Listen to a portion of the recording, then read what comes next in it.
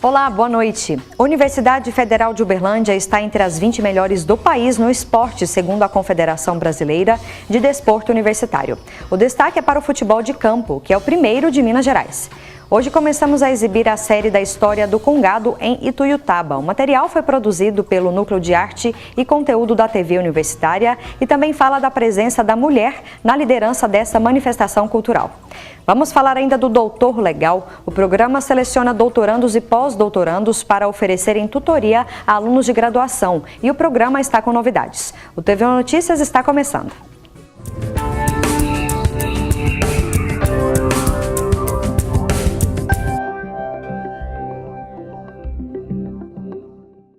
A Universidade Federal de Uberlândia está entre as 20 melhores do Brasil no esporte. São mais de 200 equipes no país e o destaque é para a modalidade futebol de campo, que ficou em 4º lugar no ranking nacional do Troféu Eficiência. Fim de tarde, começo de treino e a bola no pé. Continua. Vamos verdinho. Vamos, movimento. Esse pessoal forma o melhor time universitário de futebol de campo de Minas Gerais. Os atletas conquistaram o resultado na disputa pelo Troféu Eficiência, uma competição da Confederação Brasileira de Desporto Universitário. O treinador da equipe garante que a jogada de mestre aqui tem nome: dedicação. Primeiro, a dedicação dos alunos, que tem que conseguir conciliar o trabalho, a universidade, a família, com o nosso treinamento aqui. Então, a primeira é a dedicação, o esforço deles. Então, o resultado ele vem com o tempo e nós estamos começando a colher esses frutos de cerca de 6 anos de treinamento. Além do destaque no futebol de campo, a UFO foi bem representada em outras modalidades, como rugby e basquete. Nesse ano, a universidade conseguiu o melhor desempenho desde que participa da competição. Ficou na 19ª posição nacional entre 238 instituições de ensino superior. O técnico desportivo da Divisão de Esporte e Lazer acredita que a posição da UFO no ranking demonstra que a instituição já é um destaque. O reconhecimento também faz diferença para o setor de esportes da universidade. Como a nossa universidade é pública, as competições têm várias outras instituições particulares que deixam um nível bem mais alto. Mas como a gente, com os esforços que a UFO consegue e é pelos treinamentos, a gente está conseguindo ter uma boa classificação nesses últimos anos. Nós somos a primeira de Minas na pontuação do ranking brasileiro. E isso aí motiva demais os alunos e também os profissionais que trabalham com a gente. A boa colocação no estado de Minas Gerais não foi a única conquista do futebol de campo. O time também alcançou o 4º lugar no ranking nacional. Fazer parte da equipe ajudou Pedro a entrar para um time profissional dos Estados Unidos. Ele jogou pelo Bantams durante 1 ano e meio. Principalmente na preparação física, porque aqui a gente tem um contato com a bola, está correndo praticamente todos os dias e isso ajuda demais quando você vai chegar numa equipe profissional. Que se eu tivesse parado eu não teria esse suporte que eu tive aqui, campeonatos e N fatores para chegar lá bem, jogando já. Para tornar possíveis histórias como a de Pedro, no ano de 2018 o esporte da UFO tem um desafio a mais: driblar os cortes no orçamento da universidade. O corte está sendo bem alto esse ano, acho que é bem maior do que o anterior. E a gente está buscando outros recursos, até mesmo através da lei de incentivo, para a gente tentar captar recursos para os meninos estarem participando da competição e não ficarem apenas treinando, porque querendo ou não a gente tem os gastos com o treinador, gastos com material, e se a gente não tiver verba para os meninos participarem das competições, acaba que fica inviável. Mas a gente está tentando buscar recursos através de outros meios. Mesmo com os cortes de verba, o treinador do futebol de campo diz que a meta é manter bons resultados. Assim esperamos, por isso que nós não paramos o trabalho, voltamos agora no início de fevereiro, já pensando no campeonato mineiro que nós temos agora no início de março, que ele é seletivo para o brasileiro no final, de março, 25 de março, que será em São Paulo. Esperamos manter a nossa atuação. Ano passado nós ficamos em 4º lugar e esperamos esse ano chegar na final. Natal, atacante da equipe, também jogou em um time profissional graças ao dia a dia de treinos na UFO e conta que o esporte é muito importante na vida universitária. É uma extensão da graduação, né? Assim, às vezes a gente tem a rotina da universidade que é cansativa, a rotina de trabalho que é muito cansativa. Então a gente vem aqui, a gente desestressa, a gente vê os amigos, a gente ainda mantém contato com a coisa que a gente ama desde criança. Que a gente é, como qualquer outro menino brasileiro, a gente sonhou em ser jogador de futebol durante muito tempo. Vamos à previsão do tempo. Veja como fica a temperatura em Uberlândia e em outras cidades de Minas.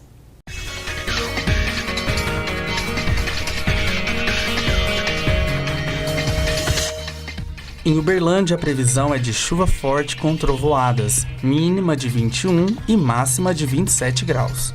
Em Iturama, a probabilidade de chuva é de 80%, mínima prevista é de 23 e máxima de 35 graus. Em Pirajuba, a previsão é de chuva com trovoadas a qualquer hora do dia, mínima de 22 graus e máxima de 34. Em Indianópolis, a probabilidade de chuva é de 80%. As temperaturas variam entre 22 e 32 graus. Em Araxá, o sábado vai ser nublado com pancadas de chuva, mínima de 21 e máxima de 26 graus.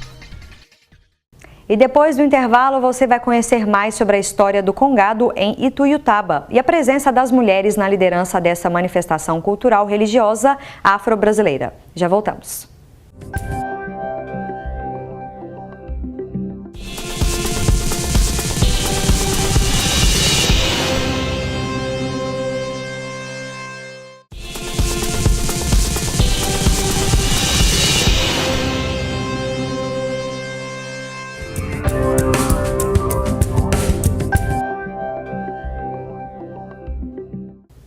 Nós começamos nessa semana a exibir materiais produzidos pelo Núcleo de Arte e Conteúdo da TV Universitária. Até ontem foi exibido o documentário sobre Grande Otelo, mineiro de Uberlândia que fez história na arte e no cinema brasileiro. Agora é hora de conhecer mais sobre o Congado em Ituiutaba. Assista agora a primeira parte que fala sobre essa tradição.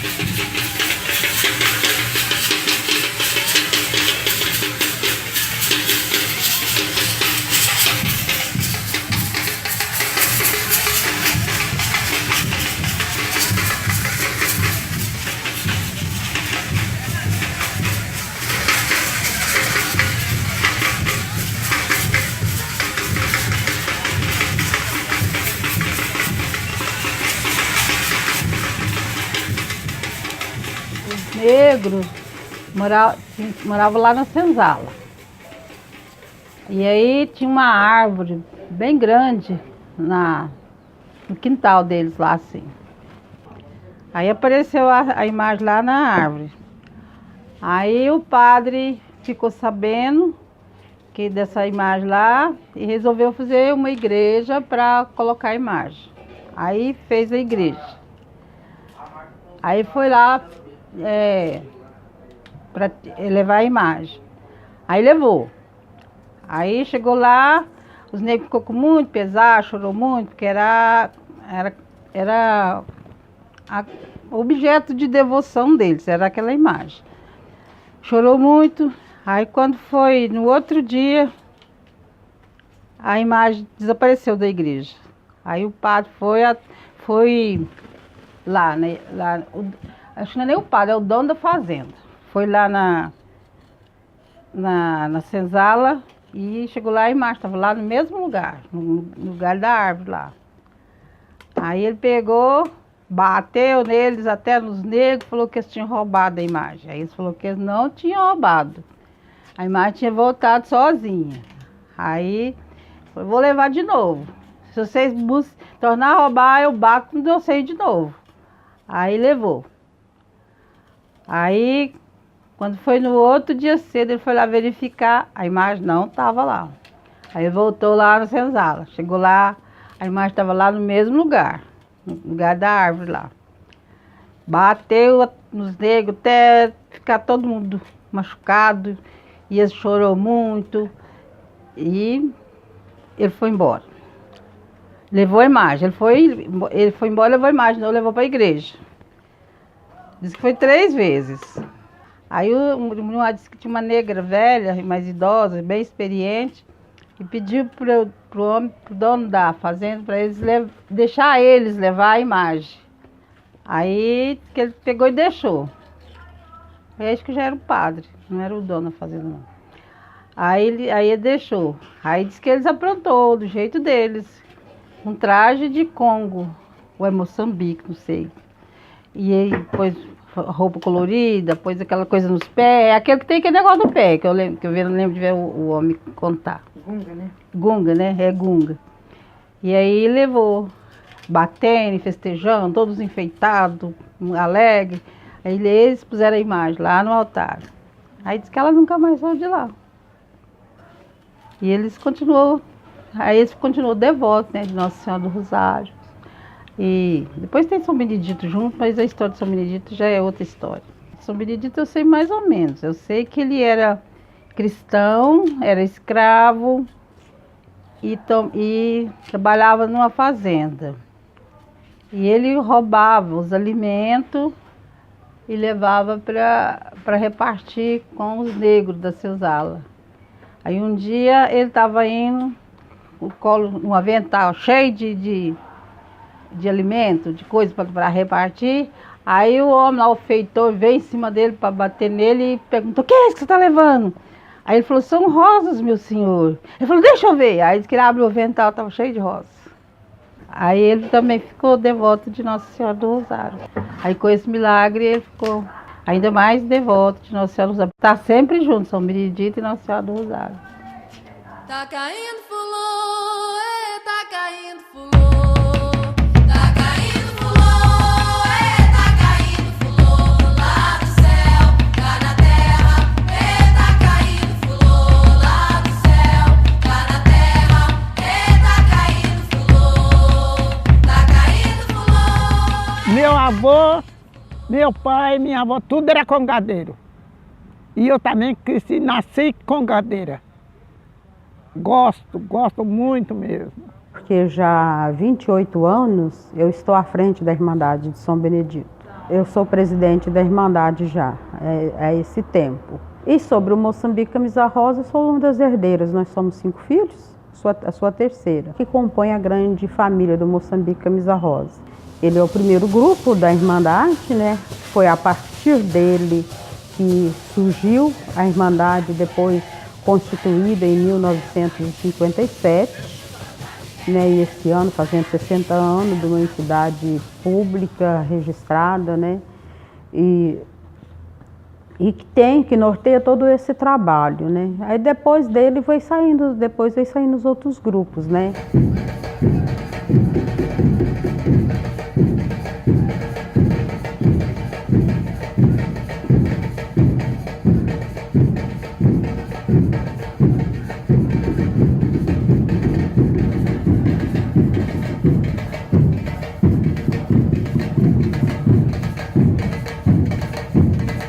Para fundar a Irmandade de São Benedito de Tuiutaba, o padre pediu que se formassem 12 homens. Tiveram que estudar quase um ano para formar a Irmandade, para os grupos de Congo se levantarem, porque ele tinha fechado, o padre tinha fechado. Então, assim, me marca muito foi quando meu pai e meu avô fez a primeira comunhão juntos. Quem não tinha primeira comunhão teve que fazer, quem não era casado teve que casar, entre essas 12 pessoas. E depois nós tivemos uma preparação de primeira comunhão para os jovens daquela época. Meus irmãos, meus primos, fizeram primeira comunhão, sabe? Todos vestidos de branquinho.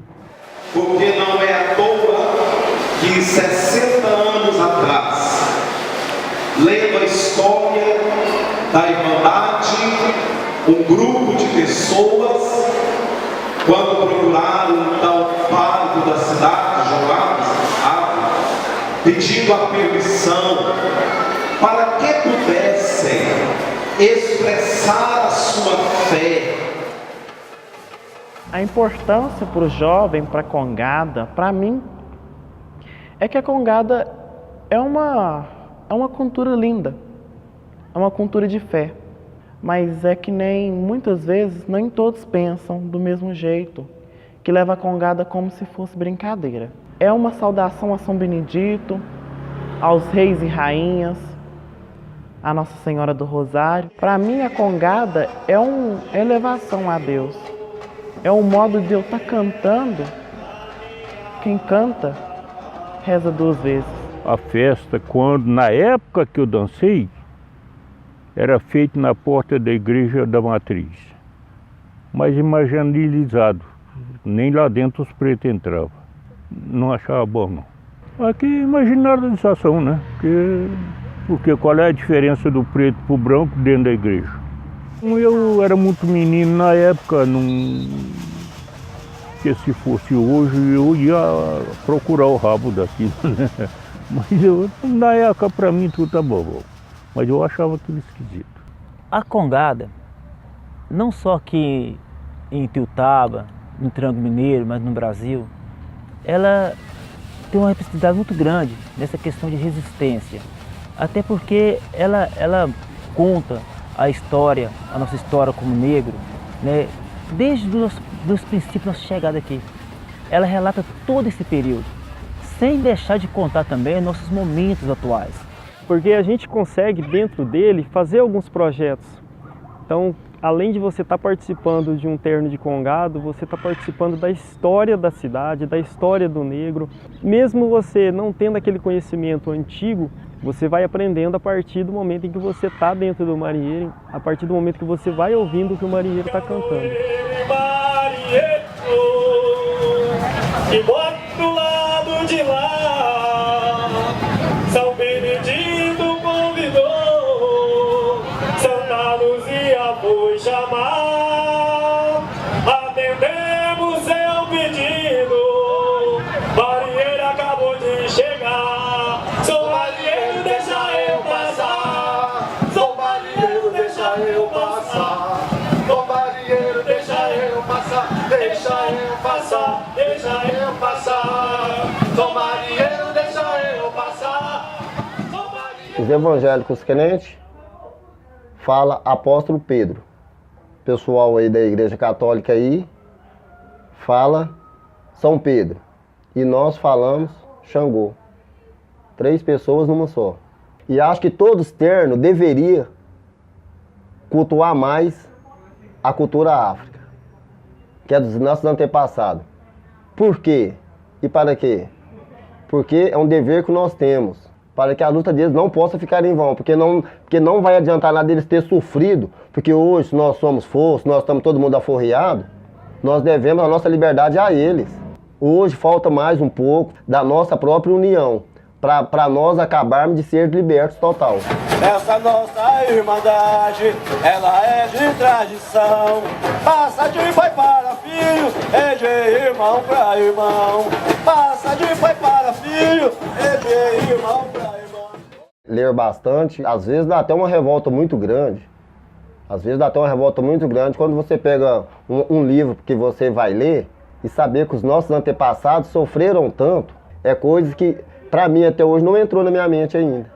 Os grupos de congadas sempre têm essa preocupação, né, de estar relatando fatos desde desse momento de África, né, vindo para cá, chegando aqui, o que aconteceu naquele período de cativeiro, pós-cativeiro e nos tempos atuais.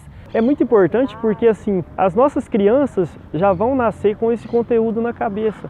Elas já têm o crescimento delas voltado para isso. Falou, ó, a gente precisa trabalhar, a gente precisa fazer isso para que o negro tenha uma liberdade maior. Não que o negro não tenha uma liberdade grande hoje em dia, porque ele já entra nas faculdades, ele atinge isso, mas ele precisa se conscientizar de que se ele não fizer nada, não vai dar. Então a gente vai trazendo tudo isso desde o começo. Você vai saber como tratar as pessoas quando você chegar num terno de congado, você chegou perto de outro terno, então você cumprimenta todo mundo, você entra na igreja, você reza, tem um terço, você participa, porque a gente cobra muito também. Hoje tem uma missa, todo mundo tem que estar ali, porque você precisa disso também. Seu lado espiritual tem que ser alcançado. Então a gente procura fazer isso com eles, não é só um terno de congado, é uma escola. Canta da língua cigana, canta da língua cigana.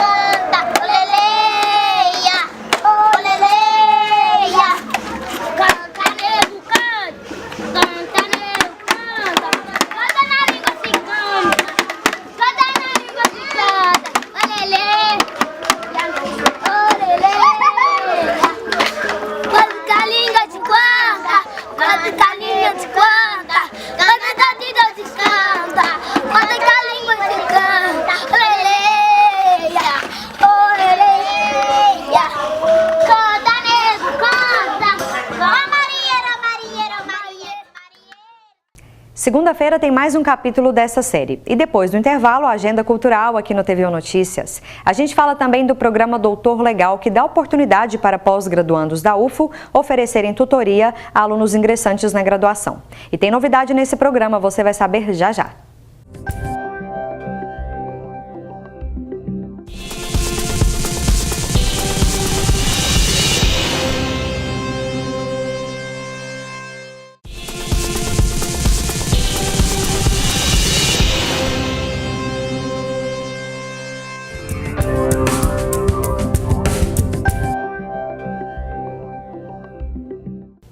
Hoje é sexta-feira e claro que tem agenda cultural para o fim de semana. Olha só a programação. Cansado de não saber o que assistir na Netflix? A dica para essa sexta-feira é o filme A Onda, que conta a história de um professor que resolveu explicar na prática os mecanismos do fascismo. A obra foi baseada na experiência Terceira Onda, realizada em 1967 na Califórnia. E aqui em Uberlândia ainda dá para curtir a ressaca do carnaval, com direito a boa comida e música ao vivo. O evento acontece neste sábado, a partir das 2 horas da tarde, na Praça do Centro de Tecelagem. Logo mais, às 3h30, acontece mais uma edição da tradicional Roda de Capoeira no Parque do Sabiá. O evento é de graça. E para os maratoneiros de plantão, a dica é curtir outro achado do catálogo da Netflix. O título da vez é A Incrível História de Adaline, romance que conta sobre a vida de uma jovem que nasceu em 1908 e acabou sofrendo um grave acidente 27 anos depois que a deixou imortal. Você já ouviu falar no projeto Doutor Legal? Ele seleciona pós-graduandos para oferecer tutoria acadêmica e científica a estudantes de graduação da Universidade Federal de Uberlândia. O edital está aberto, tem novidades e quem traz os detalhes para a gente é Giovanni Melo, que é secretário-geral da Diretoria de Pesquisa da UFO. Boa noite, Giovanni. Boa noite. Muito obrigada pela presença aqui no TVU Notícias. Eu que agradeço. Olha, ampliou o rol de pós-graduandos, é isso? Conta pra gente essa novidade. Sim, nesse novo edital nós temos uma novidade que é que os mestres e mestrandos poderão participar, porque anteriormente, como o próprio nome do edital já indica, eram apenas doutores e pós-doutores, mas neste edital mestres e mestrandos poderão participar, lembrando que no caso de docentes e técnicos administrativos da UFO, a pós-graduação não precisa necessariamente estar em andamento.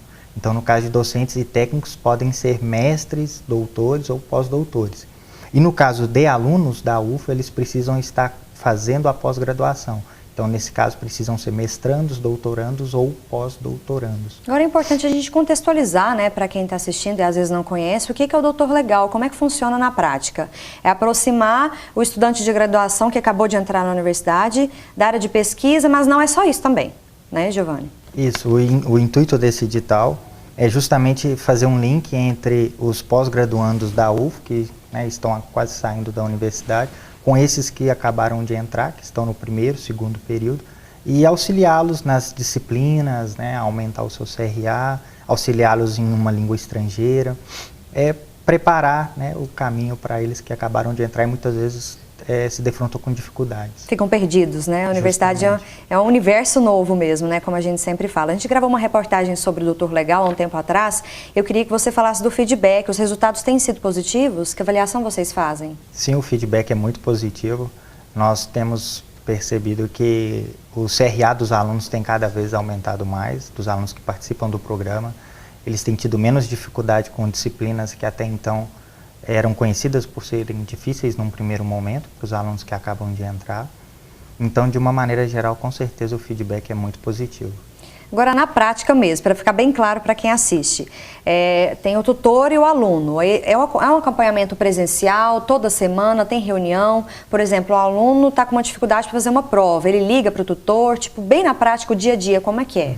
De acordo com o edital, o tutor e o aluno eles têm que cobrir uma quantidade de horas, e essa quantidade de horas é semanal, e aí cabe ao aluno e ao tutor combinarem como isso vai ser feito, né? Mas diante de uma dificuldade, sem dúvida nenhuma, ele não deve hesitar em contactar o tutor, existe que cabe essa a ele flexibilidade, então, né? Justamente. E é durante todo o ano? Durante todo o ano, até acabar o semestre, o segundo semestre. Agora nós estamos com o edital aberto, né? Bom, é importante falar como é que funciona, quem pode se inscrever, até quando?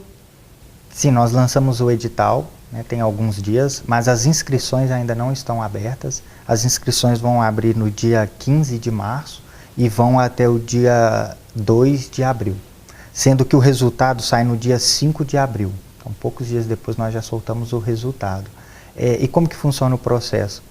A inscrição é online, através de um e-mail. O e-mail é doutorlegal@propp.uf.br, e nesse e-mail o tutor vai enviar a ficha de inscrição, que é o anexo 1 do edital. Nessa ficha, dentre os campos que ele vai preencher, ele vai indicar os alunos que ele vai se propor a tutoriar. Pode mais de um, então? Sim, na verdade são de 4 a 6. Então, ou 4 ou 6, né? 4, 5, 6. E sendo que metade tem que ser do primeiro período e metade do segundo. Então, se ele escolher 6 alunos, 3 do primeiro período e 3 do segundo período. A gente já está com mais de 50, 60 doutores já nesse projeto ou não? Quase 70. Quase 70. Isso. Inscrições, só para reforçar, inscrições abertas a partir de qual dia de março? A partir do dia 15. 15. Isso, exatamente. Giovanni, esses pós-graduandos recebem algum certificado ou não? Sim.